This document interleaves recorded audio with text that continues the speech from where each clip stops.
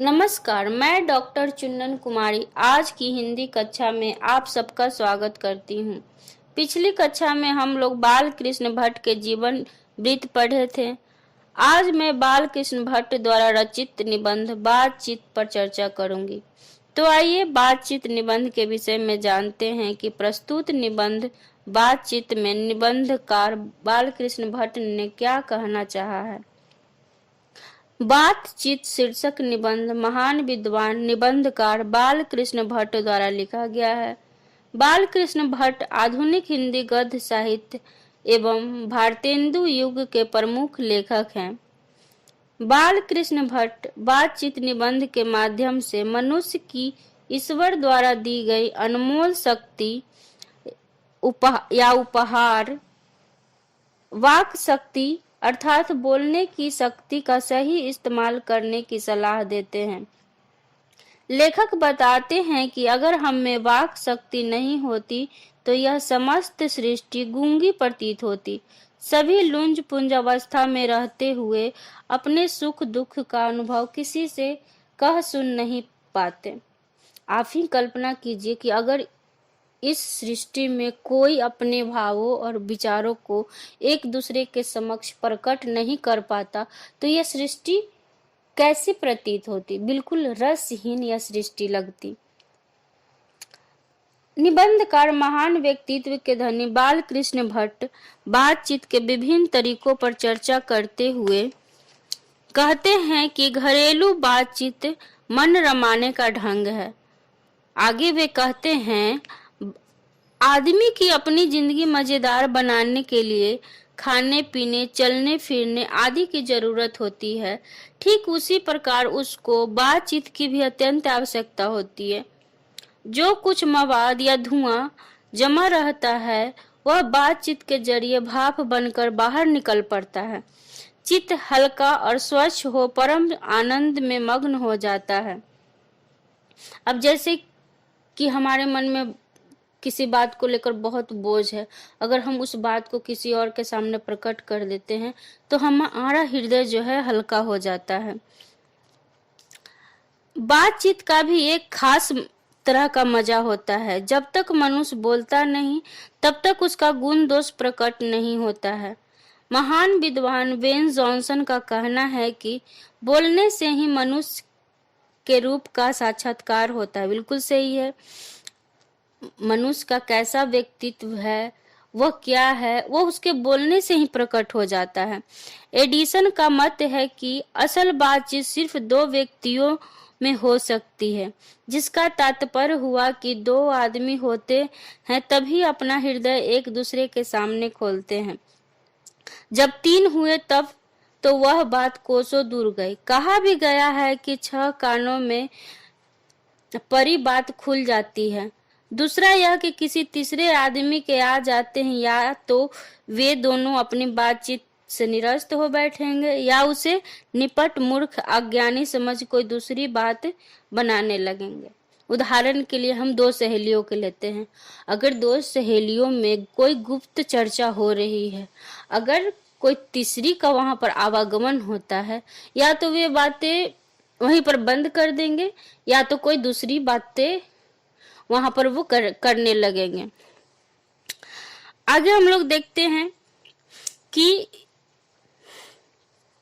जैसे गर्म दूध और ठंडे पानी के 2 बर्तन आसपास सटा के रखे जाएं तो एक का असर दूसरे में पहुंच जाता है, अर्थात दूध ठंडा हो जाता है और पानी गर्म। वैसे ही 2 आदमी पास बैठे हों तो एक का गुप्त असर दूसरे पर पहुंच जाता है, चाहे एक दूसरे को देखे भी नहीं। तब बोलने को कौन कहे। एक के शरीर की विद्युत दूसरे में प्रवेश करने लगती है। जब पास बैठने का इतना असर होता है तब बातचीत में कितना अधिक असर होगा, इसे कौन न स्वीकार करेगा। वहीं वे कहते हैं कि 4 से अधिक लोगों की बातचीत तो केवल राम रमवल कहलाएगी, अर्थात मन बहलाने के लिए की गई बातचीत। यहाँ पर लेखक ने विभिन्न तरीकों से बातचीत करने के ढंग बताई है। यूरोप के लोगों में बातचीत करने की एक कला होती है जिसे आर्ट ऑफ कन्वर्सेशन कहते हैं। इस बातचीत की पूर्ण शोभा काव्य कला प्रवीण विद्वत मंडली में होती है। इसमें ऐसे चतुराई से प्रसंग छोड़े जाते हैं कि जिन्हें सुन कान को अत्यंत सुख मिलता है। इसे सुहृदय गोष्ठी कहा जाता है, अर्थात सुंदर या स्नेही हृदय वाला गोष्ठी। इस गोष्ठी की विशेषता यह है कि बात करने वालों की पंडिताई का अभिमान या कपट एक बात में प्रकट नहीं होती। इसका आनंद लेते हुए शब्दों को परखकर चतुराई से दूसरे पक्ष द्वारा अपनी बात को रखा जाता है, जिससे बातचीत सरस प्रतीत होता है। यह कला हमारे आधुनिक पंडितों में देखने को नहीं मिलता एवं उनके शास्त्रार्थ में भी वैसा रस नहीं घुल पाता है। प्रस्तुत निबंध बातचीत के माध्यम से बालकृष्ण भट्ट यह कहना चाहते हैं कि बातचीत ही एक विशेष तरीका होता है जिसके कारण मनुष्य आपस में प्रेम से बातें कर उसका आनंद उठाते हैं। परंतु मनुष्य जब वाचाल हो जाता है अथवा बातचीत के दौरान अपने आप पर काबू नहीं रख पाता है तो वह दोष है, परंतु जब वह बड़ी संजीदगी से सलीके से बातचीत करता है तो वह गुण है। मनुष्य के मुख रहने के कारण उसके चरित्र का कुछ पता नहीं चलता, परंतु वह जैसे ही कुछ बोलता है तो उसकी वाणी के माध्यम से गुण दोष प्रकट होने लगते हैं। बालकृष्ण भट्ट बातचीत का उत्तम तरीका यह मानते हैं कि हम खुद में वह शक्ति पैदा करें कि अपने आप बात कर लिया करे। इस प्रकार आर्ट ऑफ कन्वर्सेशन मनुष्य के द्वारा आपस में बातचीत की उत्तम कला है, जिसके द्वारा बातचीत को हमेशा आनंदमय बनाए रहते हैं। अब मैं वस्तुनिष्ठ प्रश्न उत्तर के विषय में आप लोगों को बताती हूँ कि किस तरह के प्रश्न इसमें पूछे जाते हैं, यानी कि ऑब्जेक्टिव प्रश्न किस तरह के पूछे जाते हैं। तो इस अध्याय से जो भी वस्तुनिष्ठ प्रश्न बनते हैं उसे मैं आप लोगों के समक्ष पाठ करती हूँ।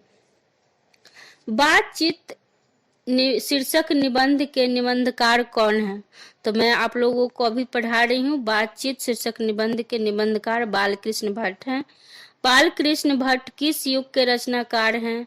तो बालकृष्ण भट्ट भारतेंदु युग के रचनाकार हैं। 100 अजान एक सुजान उपन्यास के लेखक कौन है? तो Balkrishna Bhatt. Art of conversation कहाँ के लोगों में सर्वाधिक प्रचलित है? तो यह आर्ट ऑफ कन्वर्सेशन यूरोप के लोगों में सर्वाधिक प्रचलित है। बालकृष्ण भट्ट ने किस पत्रिका का संपादन किया था? मैंने बालकृष्ण भट्ट के जीवन वृत्त में बताया था कि बालकृष्ण भट्ट ने हिंदी प्रदीप पत्रिका का संपादन किया था। बातचीत के माध्यम से बालकृष्ण भट्ट क्या कहना चाहते हैं? तो बातचीत के माध्यम से बालकृष्ण भट्ट बातचीत की शैली के विषय में बात करते हैं, यानी कि बातचीत करने के विभिन्न तरीकों के विषय में बताते हैं। बालकृष्ण भट्ट का निवास स्थान कहाँ है? बालकृष्ण भट्ट का निवास स्थान इलाहाबाद उत्तर प्रदेश है। बालकृष्ण भट्ट के पिता का क्या नाम था? तो बेनी प्रसाद भट्ट। बालकृष्ण भट्ट का जन्म कब हुई थी? तो बालकृष्ण भट्ट का जन्म 20 जुलाई 1914 को हुई थी। बालकृष्ण भट्ट की माँ का क्या नाम था? बालकृष्ण भट्ट की माँ का नाम पार्वती देवी था। बालकृष्ण भट्ट ने किस शब्दकोश का संपादन किया? तो हिंदी शब्दकोश का संपादन किया। अब इसमें कुछ प्रश्न रिक्त स्थान रहते हैं, जैसे मैं उसका भी उदाहरण देकर बताती हूँ किस तरह से रिक्त स्थान आते हैं। तो पहला है, मनुष्यों में डैश न होती तो हम नहीं जानते कि इस गूंगी सृष्टि का क्या हाल होता। तो इसका होगा, मनुष्य में वाक शक्ति न होती तो हम नहीं जानते कि इस गूंगी सृष्टि का क्या हाल होता। दूसरा है, घरेलू बातचीत डैश का ढंग है। तो घरेलू बातचीत मन रमाने का ढंग है। सच है, जब तक मनुष्य बोलता नहीं तब तक उसका डैश प्रकट नहीं होता। सच है, जब तक मनुष्य बोलता नहीं तब तक उसका गुण दोष प्रकट नहीं होता। वेन जॉनसन के अनुसार बोलने से ही मनुष्य के रूप का डैश होता है। क्या होता है? साक्षात्कार होता है। आर्ट ऑफ कन्वर्सेशन यहाँ तक पढ़ा है कि स्पीच और लेख दोनों इसे नहीं हो पाते। आज की कक्षा में बस इतनी ही। अगली कक्षा में हम लोग पढ़ेंगे अध्याय 2 में संकलित कहानी उसने कहा था कि लेखक चंद्रधर शर्मा गुलेरी का जीवन परिचय।